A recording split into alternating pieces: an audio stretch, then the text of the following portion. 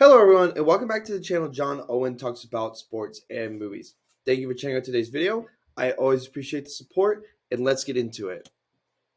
So today we are going to have a 2023 NFL mock draft. This is going to be our first one of kind of this draft season. After the Super Bowl is over, the main focus will be on the draft. This is the most exciting time of the year for me personally. I freaking love the NFL draft. It's so fascinating to me. There's just something about it that I just eat up and I can't get enough. So this could be our first mock draft of kind of this draft season. And we're going to answer some popular questions like a trade for the number one pick potentially. What quarterback goes first? Will there be multiple tight ends taken in the first round? But make sure you guys like, comment, and subscribe so you never miss out on any of the fun.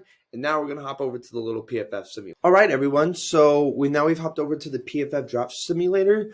I know it's probably not the most professional looking with the tab at the top, but you know what? We're making it happen. And so I'm going to control all teams. We're just going to do a 1-round mock draft. And now we're getting into the draft. Okay, so I think what a big talking point of this draft has been is, are the Bears going to change them one pick? Because they really don't need a quarterback because they do have Justin Fields.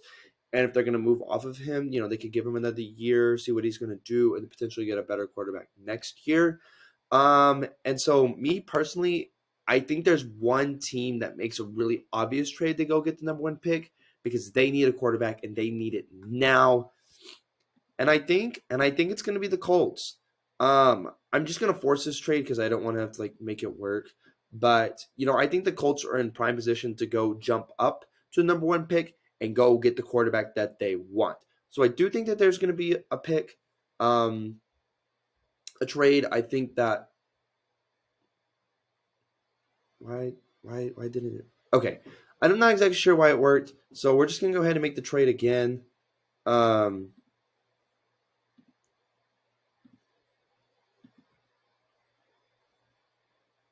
Okay, there we go. Okay, sorry about that, y'all.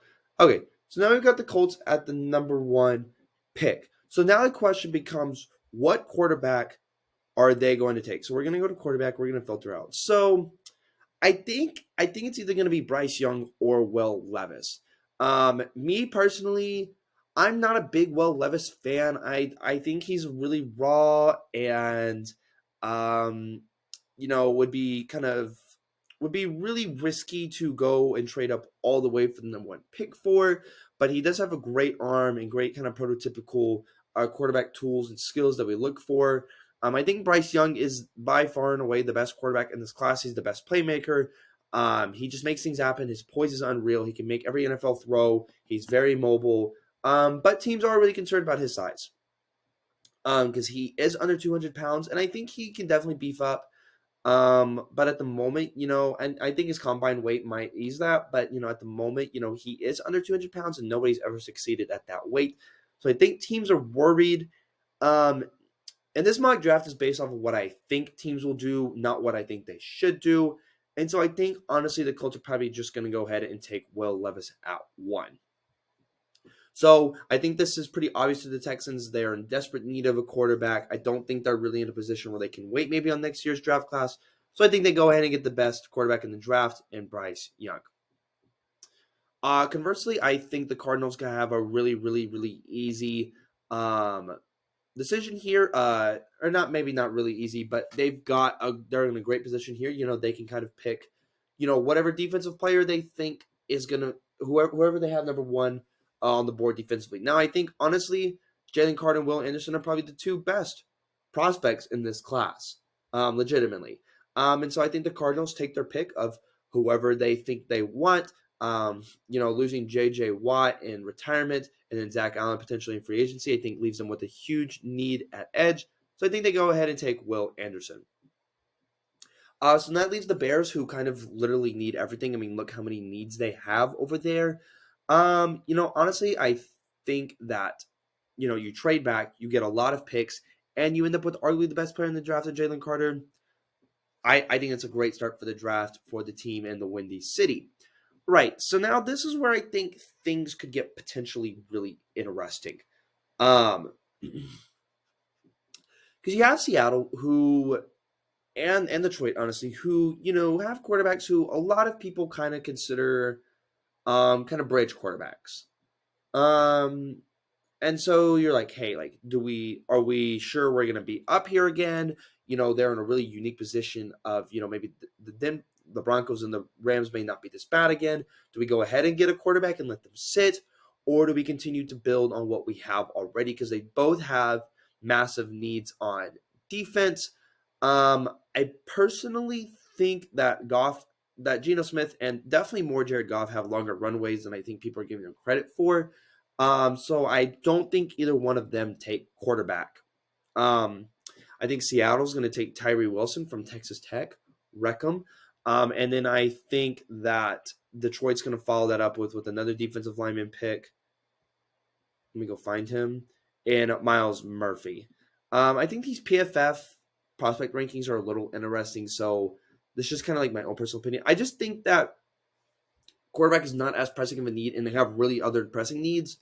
Um, that will allow Seattle and Detroit to either further their playoff chances, like getting further into the playoffs, or just into the playoffs in general.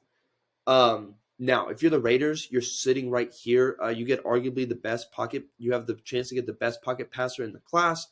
You get a cheap quarterback. Where you could potentially keep Devontae Adams and Josh Jacobs and Hunter Renfrow and Darren Waller. I think C.J. Stroud's an obvious pick here. I wasn't always the highest on CJ Stroud, but I think he's come such a long way that I really, really like what he brings to the table. I think he's arguably the best pocket passer in the entire draft. From the pocket, he makes every throw with ease, and he showed off his mobility in Georgia or in the Georgia game. So I think that he's going to be a really, really great pick for the Raiders. All right, now the Falcons. They need a lot. They could take quarterback, but honestly, I don't anticipate them being good again. So I think they're in a really, really good position to where, you still have Marcus Mariota and Desmond Ritter and all of them. And so I think maybe you pass on quarterback and address other needs. And so I think they're going to go with, you'll find him, Brian Persee, who's a really, really, really talented defensive tackle, defensive lineman prospect from Clemson. So now we got the Carolina. They've been swirling around quarterback literally since Cam Newton left. And I think, they've had Darnold and Baker and PJ Walker, and I don't think any of them are good fixes for the quarterback position. I think they need to sink into quarterback, but I think they're also in a really good position because they're in a really bad division. So I think they can let their quarterback sit while being bad or average, and and still have a chance to be competitive.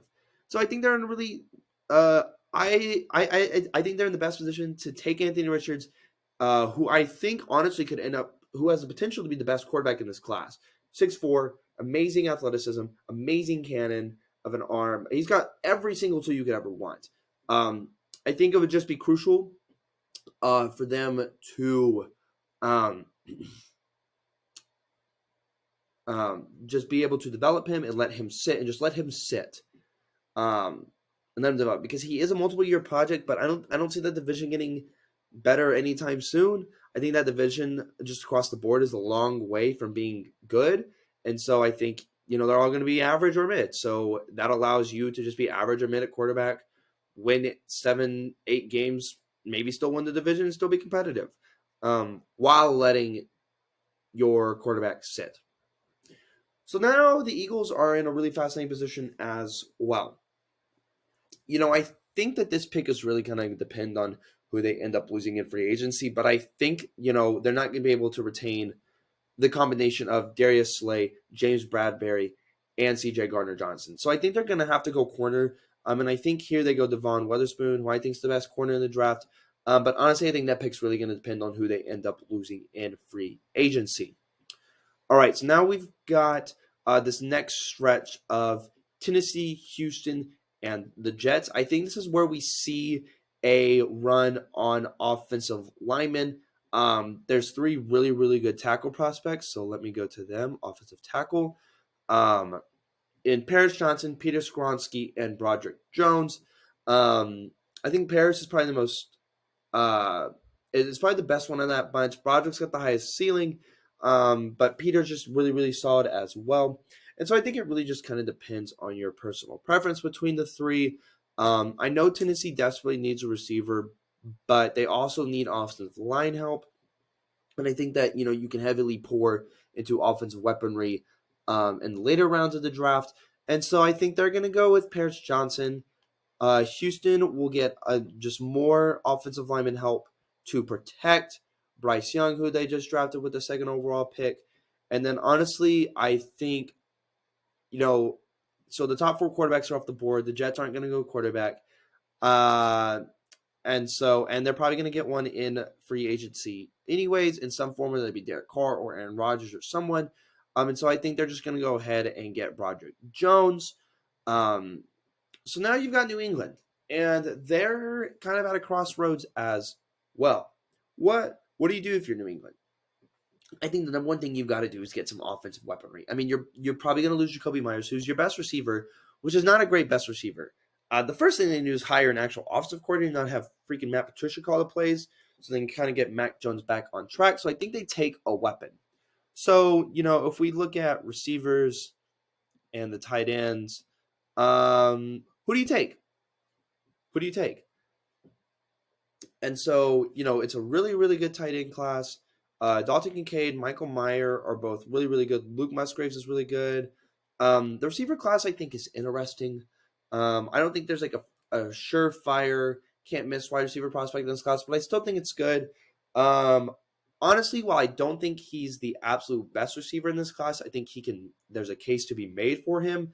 And they talked a lot at the Senior Bowl, and he kind of fits their profile of very dependable kind of slot guys who are monsters over the middle. I honestly think New England could take Zay Flowers here out of Boston College. He's just a really, really great inside receiver. He can fit that mold of their just massively productive slot wide receivers that they've had in the past, and they need to get Mac Jones some weapons. If they or just any quarterback that's going to be there going forward. Okay, I think Green Bay, regardless of what quarterback is there, I think they really truly need to sink some resources into weapons. And I think they could go receiver, but honestly, I think Michael Mayer right here, or Michael Mayer from Notre Dame's an excellent pick for them. He's a complete tight end who's a great pass catcher, a great run blocker. He's going to be able to play all three downs, every single snap, and just be a really great weapon for whoever is under center. And they get some blocking, for their tandem of Aaron Jones and Dylan Brooks. Oh, not Dylan Brooks. Their other running back whose name is escaping me at the moment. I think Michael Mayer is like probably one of the most complete prospects in this class. His positional value tells you, 15 is a little high for a tight end. But we've seen some other tight ends be productive drafted that high, so I think Michael Mayer is for sure worth that pick, and Green Bay needs weapons. All right, so then you've got the Commanders. So I think they're kind of in no man's land in this pick, similar to the Jets. You're not going to take a quarterback here. And I think it's a little early to take interior linemen. And so, I think they probably reach a little bit on linebacker. And I don't know why Trenton Simpson is this low on PFF, but I think they take him here. They need linebacker help. I could see them trading back here, but I just don't know exactly who would be in position to kind of trade up there. I think it might depend. If a prospect was falling that a team like maybe the Chiefs or the Bengals like that, someone really, really liked, I could see them trading up to 16 and go get whoever they want or whoever's falling. Okay, so now we've got Pittsburgh. I think, here we've got a small little run on corners. This is a really great corner class, by the way. So I think the Steelers take Christian Gonzalez, who's arguably the best corner in the draft. And then if we go to other corners, let me just go to corners. Detroit, they're just going to double down on their defense. They really, really need defensive help. So honestly, I think they just go ahead and take Joey Porter Jr. for Penn State right here. So now we've got the Buccaneers, and I think they've got a lot of needs. But honestly, they are very, very heavily built on defensive line, and they can always use more people there. And I think it's a need. Um, they're not going to take quarterback. They're not going to take interior linemen, kind of like the Commanders. And I don't think they'll go tight end, honestly. Not with Mike Evans and Chris Godwin still there. So I don't think they'll go tight end. So I think they'll go with Luke Van Ness out of Iowa. All right. And then I think, Seattle just continues to double down on their efforts to improve their defense. I think they're going to take Nolan Smith out of Georgia, who is just another excellent defensive prospect, who's very versatile as well. He runs, 5-star recruit, 5.5 speed or 4.5 speed, can play edge and linebacker. So I think that'll be a great pick for them. Now I think this is where we see a little run on receivers. Maybe a little bit. So we're gonna go to receiver. So, I think that the Chargers need to continue to pour into Justin Herbert because you've got arguably a top 5 quarterback. And so who do you take? Who do you give to Justin Herbert? So I think they're probably gonna let go of Keenan Allen.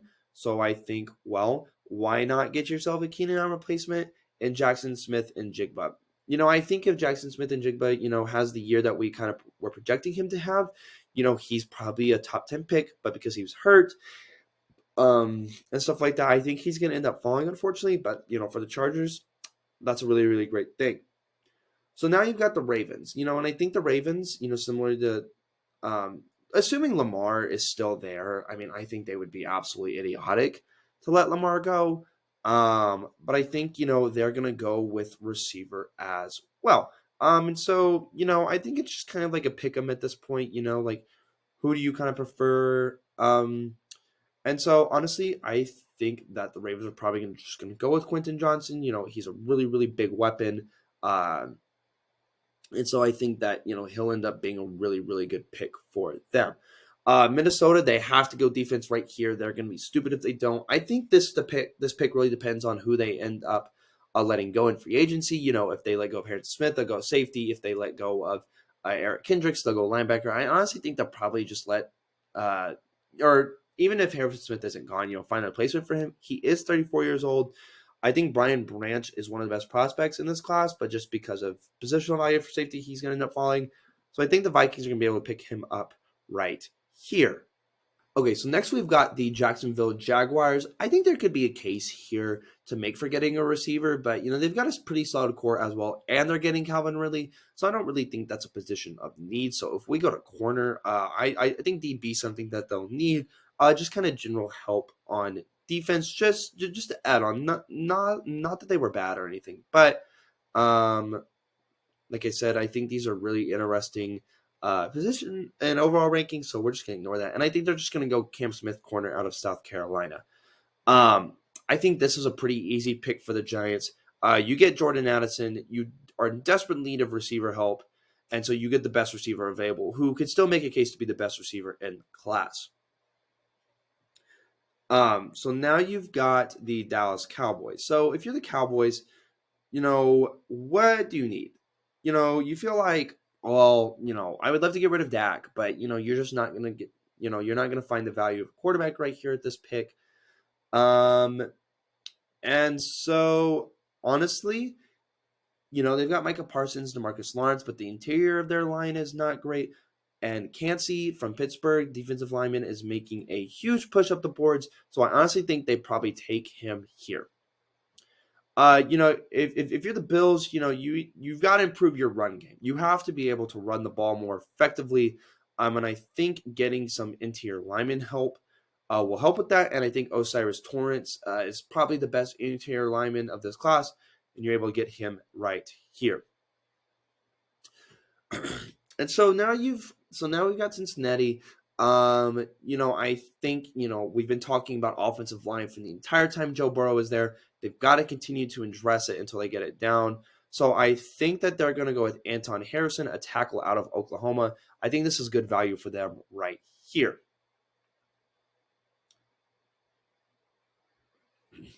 So now we're looking at New Orleans. So they've got this pick in the Broncos Sean Payton trade. They could use a lot, but they're not. I don't think they'll take quarterback here. They may take one in the second round, but I don't think they take one here. So I think that they go and get BJ Ojarle. I don't think I said that right, but he's a super great athletic defensive end prospect that will help your defense. Honestly, I think the next two picks are kind of luxury picks for the Eagles and the Chiefs, just because of how good those teams are. I think the Eagles probably let Miles Sanders just walk in free agency, because running back is very replaceable in the league. Um, and so with that, you're going to get arguably the best running back prospect we've had in a while, probably since Saquon Barkley. I think Bijan's probably a top 10, top 5 prospect, but no one's going to take running back that early anymore. So I think the Eagles hit it out of the Alps park right here with Bijan at 31. I mean, if they get Bijan 31, that's going to be they're already scary, pretty unstoppable, and they're going to be even more potent than they already were. So then you've got the Chiefs. And I think this is kind of a more luxury pick for them. Honestly, this is the pick that I'm hoping happens so bad, the most so bad. Not only am I a Chiefs fan, but I just think that it makes sense. So I think the thing that the Chiefs have to do is get more weapons for Pat. Improve the receiving core because they've poured into their defense. They're really young. They're only going to get better. So I think it's time. If you kind of flip the script and get some more offensive weaponry for Pat, even more, just add to it. And I think Dalton Kincaid, tight end out of Utah, would be an out of the park, slam dunk pick for them. He's a tight end who plays more of a receiver as is, kind of very, very similar in that Travis Kelce mold. Travis Kelce is in his mid-30s already, so you can get someone who's ready to contribute, can essentially play receiver right now, arguably probably be your second best receiver next year, and can replace Travis Kelce as the tight end of the future once Travis retires. And so I think this is an obvious slam dunk pick for the Chiefs. All right, everyone. So this is my complete mock draft right here. And so if you guys just want to pause it and look at it, and so you can see all of it, I'm going to scroll down a little bit so you can see the other picks. And so, yeah, that's my complete mock draft. If you're watching today's video, I always appreciate the support. Make sure you guys check out the link content. Please leave your thoughts down below. What you think about the mock draft? What would you have done? What do you think is going to happen? And you guys have a great day.